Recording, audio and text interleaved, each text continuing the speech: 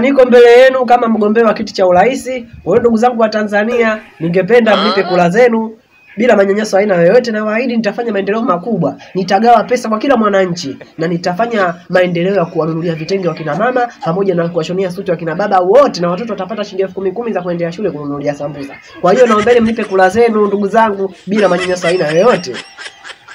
Mpeni hizo kula muone kazi. Nyie na wahusu nini? Hivi mheshimiwa, mwaka ngapi hujatulipa mshahara wetu? Afu nakuja unadanganya wananchi kwamba watakaotengeneza maendeleo kwenye nchi yetu. Hamna. Zaidi kila siku tunakaa nyuma yako unaongea tantalila kwenye mitandao ya kijamii kuwadanganya wananchi. Kila siku tunasikia vitu vyako unavyojamba huko nyuma makalio yako mheshimiwa. Wananchi ukitoa kula si wadanganyi. Sasa mnamwaga mchele kwenye kuku wengi. Karibu. Sasa hela mimi nitapata hata kulipa nyinyi kama mimi nagombea kule nipate hela za wananchi.